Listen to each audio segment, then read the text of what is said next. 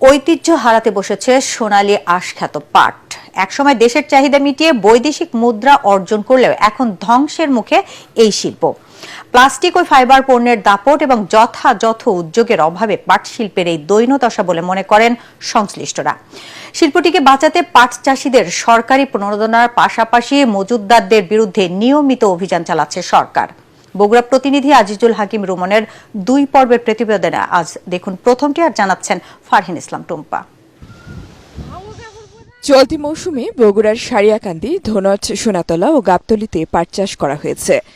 ৮,৯৬০ hectare জমিতে চাষের লক্ষ্যমাত্রা ধরা হলেও আবাদ হয়েছে ৭,৭২০ হেক্টর। এবছর ফলন হয়েছে বেশ ভালো। প্রতিমণ পাট বিক্রি হচ্ছে সর্বোচ্চ ৪,০০০ টাকা পর্যন্ত, আর পাটখড়ি ৫,৫০০ থেকে ৬,০০০ টাকা। দাম ভালো পাওয়ায় খুশি কৃষকরা। 3 বিঘা জমি বেচা গতবার জানা হচ্ছে, এবার 2 বিঘা বেচে তাই হচ্ছে 3,500-4,000 টাকা পর্যন্ত আপনার বিক্রি হচ্ছে এখন পাট। 1 বিঘা জমি থেকে আপনার 14-15,000 টাকা পর্যন্ত খরচ হয়েছে, কামলা কিষাণ খরচ সব খরচ মিলায়, কিন্তু আপনার 35-40,000 টাকা পর্যন্ত পাট এবার বিক্রি হয়েছে। জেলার সবচেয়ে বড় পাটের হাট সারিয়াকান্দি। স্থানীয় জুট মিলগুলোর পাশাপাশি এখান থেকে পাট কিনছে খুলনা, যশোর, ফরিদপুর সহ দেশের বড় কোম্পানিগুলো।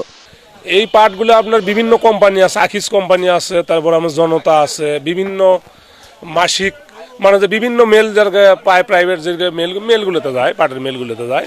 আবার শিপার আছে যারা বাইরে আমদানি করে। পাট চাষে কৃষকদের উৎসাহিত করতে দেওয়া হচ্ছে সরকারি প্রণোদনা। অন্যদিকে ন্যায্য দাম নিশ্চিতে মজুতদারদের বিরুদ্ধে নিয়মিত অভিযান চালাচ্ছে পাট অধিদপ্তর। যদি দেখি যে তারা পাটটা কিনে তখনও তারা না ছাড়ে, মানে হচ্ছে তাদের পরবর্তী যে স্তর, হয়তো জুট মিল অথবা এক্সপোর্টার অথবা এই ধরনের যে ইয়েদের কাছে, মানে উৎপাদক অথবা রপ্তানিকারক, তাদের কাছে যদি না পৌঁছায়, তখন আমরা এটার বিরুদ্ধে আমাদের মজুত বিরোধী অভিযান আমরা অবশ্যই চালু করব। প্রশাসনের কার্যকর পদক্ষেপই পারে নিষিদ্ধ প্লাস্টিক ব্যাগের উৎপাদন ও ব্যবহার বন্ধ করতে। এছাড়া সর্বত্র পাটজাত পণ্যের ব্যবহার নিশ্চিত করা গেলে আবারও ফিরবে পাট শিল্পের সোনালী দিন, এমনটাই মনে করছেন খাত সংশ্লিষ্টরা। Bureau report, ATN Bangla.